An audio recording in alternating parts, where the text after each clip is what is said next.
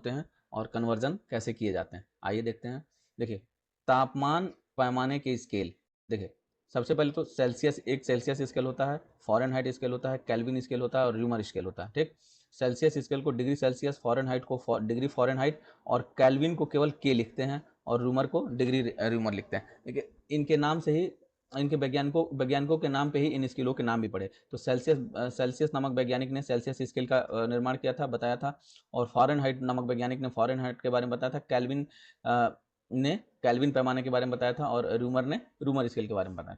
देखिए, इन स्केलों पर, ये जो इनके स्केल होते हैं, ऐसे सिंपल सामान्य भाषा में समझिए, जो इनके स्केल होते हैं, इन पर जो न्यूनतम बिंदु होता है और जो मैक्सिमम बिंदु होता है, उच्चतम बिंदु होता है, वो यहाँ पे दर्शाए गए हैं। देखिए, सेल्सियस जो होता है उसका न्यूनतम बिंदु यानी 0 डिग्री सेल्सियस से 100 डिग्री सेल्सियस की, मैंने 0 डिग्री सेल्सियस से उस स्केल की शुरुआत होती है और 100 डिग्री सेल्सियस तक वो पैमाने पर दिखाता है। और ये 32 डिग्री फॉरेनहाइट जो होता है, 32 डिग्री फॉरेनहाइट से 212 डिग्री फॉरेनहाइट, और केल्विन जो होता है 273 से 373, और र्यूमर स्केल जो होता है 0 से 80 र्यूमर का। ठीक, इनके बीच में एक रिलेशन है, ये रिलेशन देखिए आप, कि सी माइनस 0/100 - 0 और एफ माइनस 32/212 - 32 और के माइनस 273/373 - 273 आर माइनस 0/80 - 0। देखिए, ये तो आप, ये तो जनरल फार्मूला हो गया, इसको और छोटा करते हैं काट करके, तो सेल्सियस बटे 5 बराबर फॉरेनहाइट -32/9 और केल्विन -273/5 और र्यूमर स्केल R/4 ये आ जाता है। तो इनसे भी आप सॉल्व कर सकते हैं, इन सब तरीक़ों से आप सॉल्व कर सकते हैं। लेकिन देखिए, हम आपको एक आसान सा ट्रिक बताते हैं जो आपको याद रहेगा। अक्सर सवाल जो पूछा जाता है, डिग्री सेल्सियस और केल्विन को बदलने में पूछा जाता है, या केल्विन को डिग्री सेल्सियस में पूछा जाता है। तो देखिए, यहाँ पे आप याद रखिए कि डिग्री सेल्सियस को केल्विन में बदलना हो, डिग्री सेल्सियस को केल्विन में बदलना हो तो 273 जोड़ देंगे। डिग्री सेल्सियस को केल्विन में बदलना हो, डिग्री सेल्सियस को केल्विन में बदलना हो तो 273 जोड़ देते हैं। अगर नहीं याद आ रहा है तो ऐसे याद रखिए, सी पहले आता है, सी को के बाद में आता है, के सी को के में बदलना हो यानी पहले वाले को बाद में बदलना हो, यानी आगे की ओर बढ़ना हो, यानी आगे की ओर बढ़ना हो, डिग्री सेल्सियस को केल्विन में बदलना हो तो 273 जोड़ देते हैं। तो देखिए, यहाँ मान लीजिए कि कोई वैल्यू दिया हुआ है x, तो उसमें 273 जोड़ देंगे तो ये केल्विन में चेंज हो जाएगा। ठीक, डिग्री सेल्सियस को केल्विन में बदलना है यानी सी को के में बदलना है, आगे की ओर बढ़ना है तो 273 जोड़ देंगे। और उसी प्रकार सीधे केल्विन को डिग्री सेल्सियस में बदलना है यानी पीछे की तरफ जाना है, यानी केल्विन बाद में आता है और केल्विन बाद में आता है के, और उसको डिग्री सेल्सियस सी में जाना है, पीछे की तरफ जाना है, तो हम लोग क्या करते हैं, 273 घटा देते हैं, 273 घटा देते हैं। एकदम यही वाला फॉर्मूला आप याद रखिए, इन दोनों के बीच का तो रिलेशन ही खत्म हो जाएगा। ये और इसके बीच का जो रिलेशन होगा, जो सवाल पूछा जाएगा, तो इन दोनों के बीच में जो भी रिलेशन बनेगा वो इस फॉर्मूले से आपको हमेशा याद रहेगा कि डिग्री सेल्सियस से केल्विन में बदलना है, आगे की तरफ जाना है तो 273 जोड़ देंगे, और केल्विन से सेल्सियस में जाना है यानी पीछे की तरफ जाना है तो 273 घटा देंगे। आगे की तरफ जाना है 273 जोड़ देंगे, पीछे की तरफ जाना है 273 घटा देंगे। तो आप इसको याद रखिए इन दोनों को बहुत आसानी से। तो आइए गति से संबंधित कुछ नियमों को देख लेते हैं।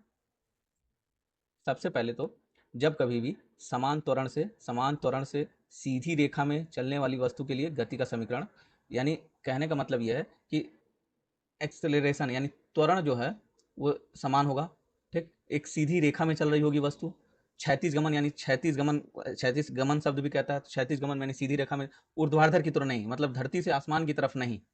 जब वस्तु क्षैतिज गमन कर रही होगी, क्षैतिज गमन यानी सीधी रेखा में गमन कर रही होगी, समान त्वरण से सीधी रेखा में गति कर रही होगी, तब करते हैं, तब गति के कुल कुल 4 समीकरण बनते हैं, जिसमें प्रारंभिक वेग को u से डिनोट करते हैं, v अंतिम वेग होता है, a त्वरण होता है, t समय होता है और s विस्थापन होता है। तो देखिए, पहला समीकरण इसका जो बनता है, v बराबर u प्लस ए टी, v बराबर u प्लस ए टी। दूसरा समीकरण s equal to U T plus half a t square. तीसरा समीकरण बनता है v square equal to you square plus 2as। चौथा समीकरण बनता है s equal to u plus half 2n-1। तो आपको ध्यान देने वाली बात यह है इसमें कि जब गति सीधी रेखा में होगी, एक समान त्वरण से होगी, तो गति के कुल कितने समीकरण बनेंगे, 4, जिसमें v जब निकालना होगा तो u प्लस ए टी, s जब निकालना होगा तो u T plus half a t square, v square निकालना होगा या v निकालना होगा तो v square equal to you square plus 2as। तो आपको ये चारों समीकरण याद रखने होंगे, जहाँ पे u क्या होता है, प्रारंभिक वेग, शुरू से बताते आ रहे हैं। यदि आप भूल जाते हैं तो देखिए, u पहले आता है तो प्रारंभिक वेग, प्रारंभिक वेग है, ये v बाद में आता है तो ये अंतिम वेग है। तो हमेशा कभी भी जो पहले आएगा वो प्रारंभिक वेग, ये याद करने के लिए हमने सोच रखा है ऐसे ही। तो प्रारंभिक वेग v u होता है, प्रारंभिक वेग u होता है, अंतिम वेग v होता है। ठीक, अब ये तो हो गया आपका क्षैतिज गमन के इस कंडीशन में। अब दूसरा, जब गुरुत्व के अधीन, यानी मान लीजिए ये सरफेस से धरती है, यहाँ से आप कोई वस्तु ऊपर की तरफ फेंक रहे हैं, आसमान की तरफ, तो जब ये गिरेगा तो उस पर जाएगा तब भी जी का मान लगेगा, आएगा तब भी जी का मान लगेगा। तो अब ऐसे कंडीशन में फॉर्मूला क्या बनते हैं वो देखते हैं। पहला कंडीशन इसमें केस वन, तो केस वन कह रहा है कि जब वस्तु ऊपर की ओर जा रही हो, उदग्र स्थिति में, यानी ऊपर की तरफ, हिंदी में उदग्र स्थिति यानी ऊपर की तरफ, तो जो एक्सेलरेशन त्वरण होगा वहां जी का मान जो होगा वो माइनस में होगा। यानी देखिए आप ऐसे समझिए, यहाँ पे समझिए ऐसे, ये ग्राउंड है, धरती, यहाँ से कोई वस्तु, और जी का मान जो लगता है नीचे की तरफ लगता है ऐसे, जी का मान ऊपर से नीचे की तरफ लगता है। लेकिन अगर कोई वस्तु है, ये कोई पिंड है, जब ये ऊपर की तरफ जा रहा होगा तो ये जी के तो अपोजिट जा रहा है ना, उल्टा जा रहा है, तो यहाँ पे जो एक्सेलरेशन होगा वो जी का मान क्या होगा, उल्टा लगेगा, यानी इसके ग्रेविटी के विरुद्ध जा रहा है तो माइनस जी। तो ये बात याद रखिए, जब वस्तु ऊपर की तरफ जा रही होगी उदग्र स्थिति में तो ए का मान होगा ए इक्वल टू माइनस जी। यहाँ देखिए एक्सेलरेशन ही है, त्वरण ही है, तो ए की जगह माइनस जी जब वस्तु ऊपर की तरफ जा रही होगी। तो देखिए ध्यान से, तब फॉर्मूला बन जाएगा, पहला formula S equal to U T plus U T minus half G T square, U T minus half G T square. तो एक सूत्र ये बन गया, U T minus half G T square. दूसरा formula V square equal to you square minus two G S. अब केवल हमने ए की जगह क्या किया है, माइनस जी रखा है, तो आप इस फार्मूले में भी अगर ए की जगह माइनस जी रखेंगे तो तीसरा फार्मूला बन जाएगा v बराबर u माइनस जी टी। तो उदग्र स्थिति में जब वस्तु ऊपर की तरफ जा रही होगी तो a इक्वल टू माइनस जी लेके सॉल्व कर लेंगे, और जब वस्तु नीचे की तरफ आ रही होगी तब केस दो, देखिए जब वस्तु नीचे की तरफ आ रही होगी तो a इक्वल टू प्लस जी, तो जब प्लस जी लेंगे तो v बराबर u प्लस जी टी। बस देखिए आप अगर कंपेयर करना चाहें तो ये फॉर्मूला देखिए, v बराबर u प्लस जी टी, ये वाला फॉर्मूला, और ये वाला देखिए v बराबर u प्लस ए टी, तो a की जगह केवल t, तो v स्क्वायर बराबर u square plus two G S. या तीसरा फार्मूला बन जाता है s equal to half G T square, A की जगह ए की जगह केवल g। कब, जब वस्तु नीचे की तरफ आ रही हो। तो यहाँ समझिए, जब वस्तु नीचे की तरफ, ये मान लीजिए कोई वस्तु है, जब ये ग्रेविटी नीचे की तरफ आ रही हो तो गुरुत्वाकर्षण भी जी भी तो नीचे ही की तरफ लगता है, जी भी तो नीचे ही की तरफ लगता है, वस्तु भी नीचे की तरफ आ रही है, तो ये प्लस में हो जाएगा, दोनों एक ही डायरेक्शन में है तो प्लस में हो जाएगा। ग्रेविटेशनल फोर्स जो जी होता है, गुरुत्वीय त्वरण, इसको हम कई तरीके से डिनोट करते हैं, तो या ये कई बार पूछा गया है इसलिए मैंने इनको एक जगह कर दिया है, आप इसको याद रखिए। देखिए अगर कहा कभी कभी जी का मान देता है 9.8 मीटर पर सेकंड स्क्वायर, इसी को हम 10 मीटर पर सेकंड भी कहते हैं। कभी कभी जी का मान 980 सेंटीमीटर पर सेकंड स्क्वायर, सेंटीमीटर में कन्वर्ट करके देता है, और कभी कभी जी का मान फिट में कन्वर्ट करके देता है, तो 32 फीट पर सेकंड स्क्वायर। तो ये सारे फॉर्मूले आपको याद रखने होने चाहिए। कह रहा है सही मिलान करें, दो चार्ट दिए हुए हैं, इनका सही मिलान करना है। आइए देखते हैं। नाइक्रोम, नाइक्रोम एक रेजिस्टेंस वायर होता है, नाइक्रोम एक रेजिस्टेंस वायर होता है, यहाँ सही है, डी का 4। Mercury, mercury mercury mercury mercury से पहले जर्मेनियम देखते हैं, जर्मेनियम एक सेमीकंडक्टर होता है, ठीक। मिथाइल अल्कोहल वुड नफ्था को मिथाइल अल्कोहल कहा जाता है। अकेले बच गया मरकरी, मरकरी यानी मैनोमीटर, मरकरी का उपयोग मैनोमीटर में किया जाता है, ठीक है। अब मिला लेते हैं इससे, एक का दो, एक का दो यहाँ दिया हुआ है, बी का 1, बी का 1 इसमें है, सी का 3, सी का 3 इसमें है, और डी का 4, डी का 4 इसमें। यही ऑप्शन सही हो जाएगा, आपका आंसर हो जाएगा ए, आपका सही उत्तर हो जाएगा। देखिए अगला प्रश्न कह रहा है कि निम्नलिखित का मिलान करें और सही कोड का चयन करें, ठीक है। कह रहा है quick lime, scaled lime, urea और वॉशिंग सोडा, इनके फार्मूला दिया गया है, सबको मिलान करना है। तो ध्यान से देखिए, जो क्विक लाइम होता है, क्विक लाइम CaO को क्विक लाइम कहा जाता है, CaO क्विक लाइम, ठीक। और स्केल्ड लाइम जो होता है CaOH का होल ट्वाइस स्केल्ड लाइम। यूरिया का सूत्र होता है, यहाँ पे लिखा हुआ है इस फॉर्म में, इसको हम ऐसे भी लिख सकते हैं, देखिए NH2CO NH2, इस रूप में भी लिख सकते हैं। यहाँ ऊपर देखिए यूरिया का ही बॉन्डिंग बनाया गया है, ये यूरिया की बॉन्डिंग है, ऐसे यूरिया के अणु कनेक्ट होते हैं, ठीक है। वॉशिंग सोडा, तो वॉशिंग सोडा का जो फॉर्मूला होता है Na2CO3 होता है, ये हो गया वॉशिंग सोडा।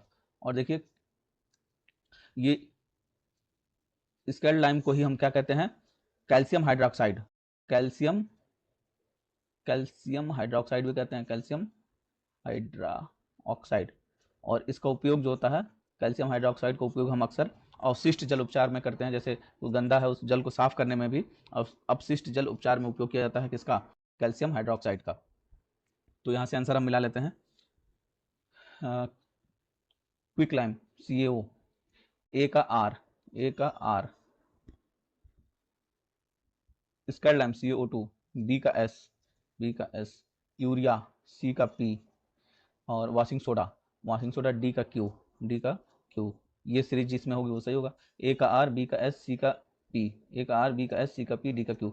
ये ऑप्शन सी देखिए ये सही है, इसलिए आपका आंसर हो गया यहाँ पे, सही आंसर हो गया क्या, सी, कि match the following and choose the correct answer from the code given below. निम्न को सुमेलित करें और सही उत्तर प्राप्त करें। ठीक है, देखिए यहाँ भौतिक राशियां दिया हुआ है, उनके कुछ एमकेएस पद्धति में मात्रक दिए हुए हैं।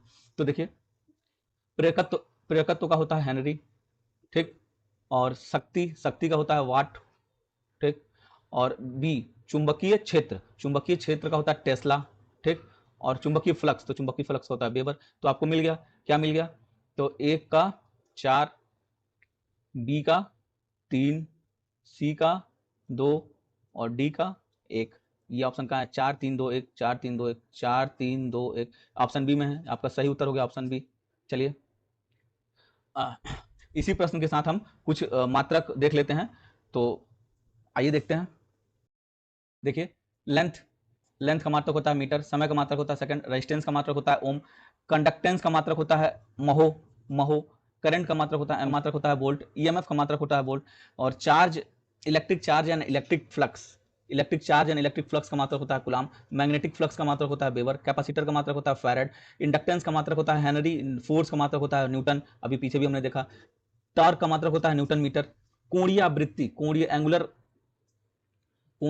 एंगुलर फ्रीक्वेंसी का मात्रक होता है रेडियन पर सेकंड, रेडियन कोणीय का होता है रेडियन और आवृत्ति का हो गया सेकंड, तो रेडियन पर सेकंड, पावर को वाट में डिनोट करते हैं, वाट मात्रक होता है watt, electric energy kilowatt hour, charge density coulomb पर metre square, current density ampere पर metre square, flux density weber पर मीटर स्क्वायर, एक वेबर पर मीटर स्क्वायर को टेस्ला कहते हैं, एक वेबर पर मीटर स्क्वायर को हम क्या कहते हैं, टेस्ला कहते हैं, तो वेबर पर metre square tesla, MMF ampere turn, MMF का मात्रक ampere turn, flux intensity ampere turn per metre, और रिलक्टेंस का मात्रक हो गया एम्पियर टर्न पर वेबर।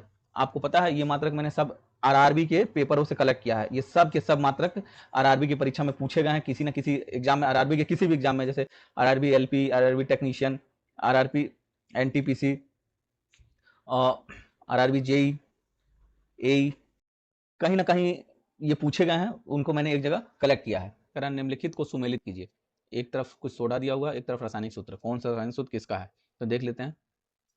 कास्टिक सोडा का रासायनिक सूत्र होता है NaOH, कास्टिक सोडा का रासायनिक सूत्र होता है बेकिंग सोडा यानी खाने वाला सोडा, बेकिंग सोडा कोई खाने वाला सोडा कहते हैं, तो बेकिंग सोडा का रासायनिक सूत्र होता है NaHCO3, यही होता है खाने वाला सोडा यही होता है, बेकिंग सोडा को ही खाने वाला सोडा कहते हैं।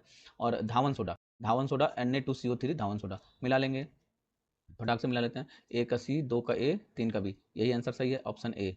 देख समृद्ध यूरेनियम, तो समृद्ध यूरेनियम अर्थात इनरिच्ड यूरेनियम, तो जिस यूरेनियम में यूरेनियम 235 की मात्रा अधिक होती है उसे समृद्ध यूरेनियम कहते हैं। यूरेनियम 235 के नाभिक का विखंडन मंद न्यूट्रॉन की टक्कर से ही हो जाता है, परंतु यूरेनियम 238 के नाभिक का विखंडन मंद न्यूट्रॉनों द्वारा नहीं हो पाता, अतः परमाणु बम बनाने के लिए यूरेनियम 235 अधिक उपयोगी होता है।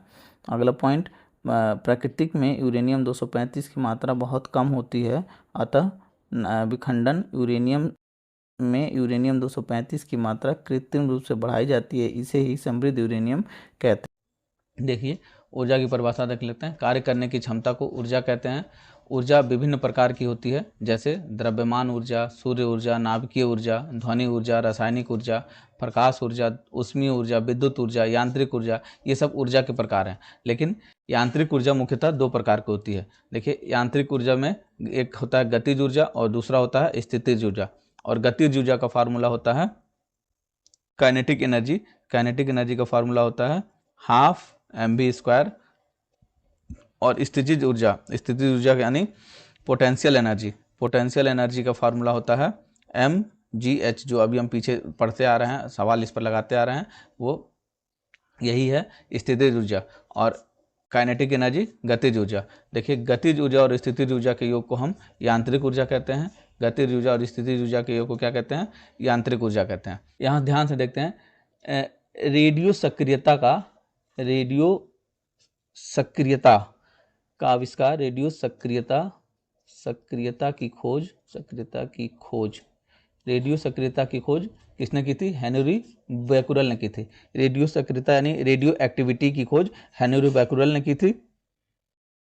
अगला पॉइंट देखते हैं, देखिए प्राकृतिक रेडियो सक्रिय पदार्थ यूरेनियम, थोरियम, पोलोनियम, रेडियम आदि स्वतः कुछ अदृश्य किरणें जैसे अल्फा, बीटा, गामा से निकलने की घटनाओं को रेडियो सक्रियता कहा गया। यही बात हेनरी बैकुरल ने बताई थी।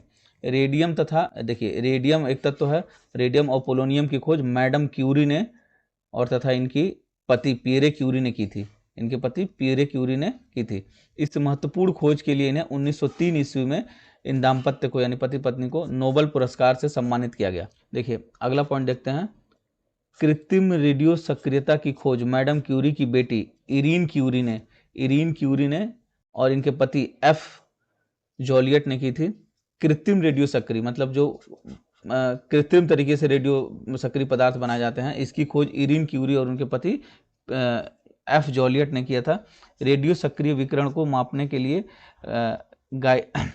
गाइगर मूलर गणित जीएम काउंटर का उपयोग किया जाता है। याद रखिएगा ये जीएम काउंटर, या कई बार परीक्षा में पूछा गया है कि विकिरण को, रेडियो सक्रियता के विकिरण को मापने के लिए किसका उपयोग किया जाता है, तो जीएम काउंटर, गाइगर मूलर गणित काउंटर का उपयोग किया जाता है। जीएम काउंटर याद रखिए, जीएम काउंटर का उपयोग किया जाता है। देखिए यह भी याद रखिए कि मैडम क्यूरी को जो नोबेल पुरस्कार मिला था, ये भौतिक और रसायन का पहला नोबेल पुरस्कार था। तो भौतिक और रसायन से पहली बार नोबेल पुरस्कार से सम्मानित होने वाली वैज्ञानिक कौन थी, मैडम क्यूरी थी। ठीक है, आइए रेडियो सक्रियता को एक बार और समझ लेते हैं। रेडियो एक्टिविटी कुछ विशेष तत्व और उनके यौगिकों से कुछ अदृश्य किरणें स्वतः ही निकलती हैं। इन किरणों को रेडियो एक्टिव किरणें या बैकुरल किरणें कहते हैं। तो इसको बैकुरल नामक वैज्ञानिक ने बताया था, इसलिए इसे बैकुरल किरणें कहा जाता है। देखिए किसी पदार्थ से स्वतः ही किरणें उत्सर्जित होते रहने की घटना को रेडियो एक्टिविता कहते हैं।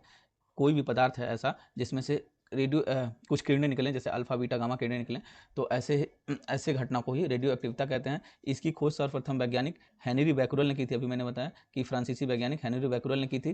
प्रमुख रेडियो एक्टिव तत्व जैसे यूरेनियम, थोरियम, पोलोनियम, प्लूटोनियम इत्यादि हैं। देखिए पियरे क्यूरी तथा मैडम क्यूरी और मैडम क्यूरी के पति पियरे क्यूरी ने बाद में अत्यंत महत्वपूर्ण रेडियो एक्टिव तत्व रेडियम की खोज की थी, जिसके लिए उनको नोबेल पुरस्कार से सम्मानित किया गया। देखिए ये कोई रेडियो एक्टिव तत्व रखा हुआ है यहाँ पे, और दो प्लेटें, प्लस प्लेट और एक माइनस प्लेट, इधर माइनस प्लेट रखा गया। तो इनमें से कुछ रेडियो एक्टिव तत्व, कुछ अल्फा किरणें देखिए माइनस की ओर मुड़ जा रही हैं, और बीटा किरणें जो प्लस की ओर मुड़ जा रही हैं, और एक गामा किरणें, ये तीनों किरणें निकली। इससे ये पता चला कि रेडियो एक्टिव तत्वों से कुछ किरणें निकलती हैं, अदृश्य किरणें, ये दिखती नहीं है, अदृश्य किरणें निकलती हैं, जिसे ही रेडियो एक्टिविता कहते हैं, रेडियो सक्रियता कहते हैं। ठीक है, जय हिंद साथियों। प्राप्त किया जाता है, तो देखिए ताड़पीन का तेल प्राप्त किया जाता है चीड़ से, पेंसिल की लकड़ी प्राप्त की जाती है सिडार के वृक्ष से, कुनैन प्राप्त किया जाता है, कुनैन सिंकोना की छाल से, व्यापारिक कार्क प्राप्त किया जाता है क्वेरास्कस से, आयोडीन प्राप्त किया जाता है लेमिनेरिया नामक समुद्री शैवाल से, क्रिकेट के बल्ले की लकड़ी तैयार की जाती है व्हाइट विलो, बायोडीजल प्राप्त किया जाता है जेट्रोफा के बीज से, साबुनदाना के लिए मंड यानी माड़ प्राप्त किया जाता है साइकस के वृक्ष से, दालचीनी बनाई जाती है पेड़ के भीतरी भाग को सुखाकर, एक प्रकार का ऊन होता है अंगूरा ऊन प्राप्त किया जाता है खरगोश के से, एस्प्रिन दवा प्राप्त की जाती है राउल्फिया के नामक पौधे से, मेंथॉल प्राप्त किया जाता है पुदीना से, नेप्थिलीन प्राप्त किया जाता है कोलतार से, हेरोइन प्राप्त की जाती है अफीम या पोस्ता के दाने से, केसर प्राप्त किया जाता है वर्तिकाग्र से, कत्था प्राप्त किया जाता है खैरा की लकड़ी से। आज इतना ही रखते हैं, फिर हम आपसे मिलेंगे अगली वीडियो में कुछ साइंस के बेहतरीन प्रश्नों को लेकर जो आपकी परीक्षा के लिए अति महत्वपूर्ण होंगे। चलिए तब तक आप पढ़ते रहिए, अपना ख्याल रखिए, अच्छे से रहिए। धन्यवाद। जय हिंद, जय भारत।